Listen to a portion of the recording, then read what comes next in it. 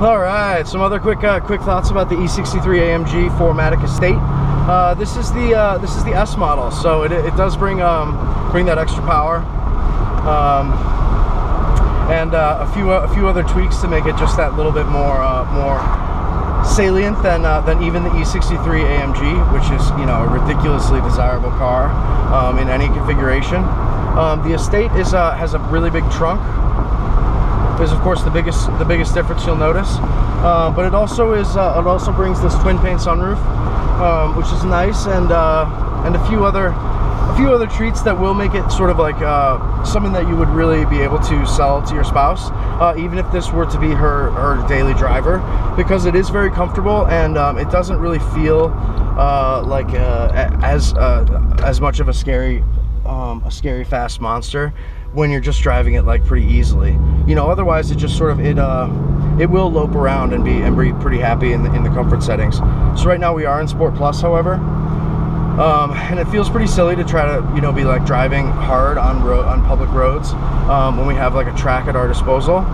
But I did just want to come out here to try to take some photos, as well as see if we can do a few other launches, because this car is just bombastic is the best way to describe it. So let's pop down to first. So we're in first right now. Just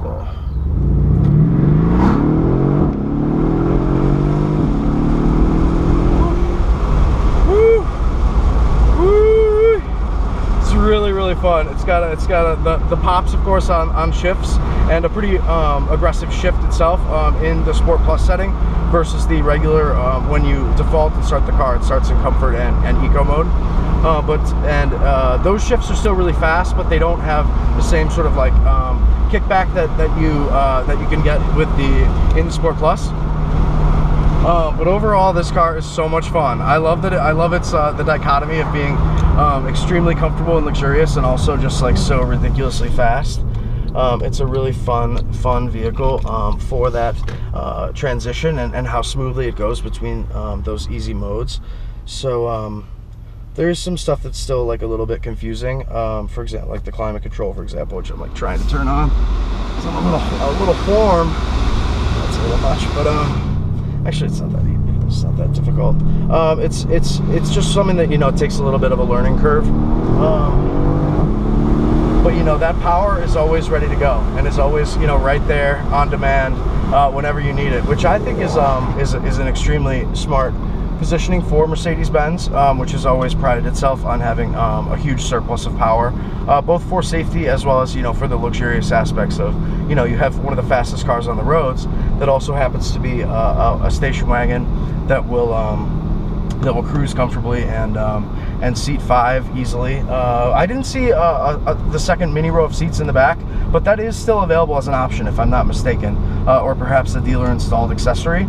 So there is room back there for the you know, the way back row of seats, which is great. I mean, that was what made part of what made the W124 Mercedes-Benz E-Class so legendarily popular, because it had all the utility of a 7-seat car like the Suburban, except, you know, it drove outstandingly well, like a high-performance German sedan. So, you know, the only style demerit for the wagon versus the sedan is that it does have a longer overhang, which is better for handling. It helps the weight balance and helps it become like a little more frisky. Not that it needs that type of encouragement, because even with 4-wheel drive, this car will do donuts all day long if you want to. But the extra rear overhang, you know, it doesn't really help the appearance of things. But it does. We do have it looks like some kind of standard privacy glass, which is nice versus the E63 AMG 4Matic that we got to drive in the fall, which I felt very exposed. You know, the minute you get in this car, you feel like a freaking gangster, and you wanna try to sort of like live up to how you feel you would drive if or, you know, how you would feel even if you own that car, which for me it made me feel cool as hell. So I would want tinted glass to go with that cool feeling, and so the wagon does bring that. It looks like on this S model in particular, it's definitely equipped like this, and it does have an LED light bar on the top of the glass, which is almost a full-length piece of brake light, which is really cool. Obviously, on my Subaru, you know, I've done a DIY solution, to create that same appearance. But this flawless, you know, OEM quality of Mercedes-Benz is really hard to fault. But the light bar, you know, is very in vogue. Like, you know, everybody who's anybody has a full-length rear light bar these days. If you look at the Audi A7, the BMW 650 Grand Coupe, and the 635 Grand Coupe, as well as the Mercedes-Benz CLS, you know, all full light bar cars. So that's you know, a really desirable, arguably a desirable feature of the most stylish cars.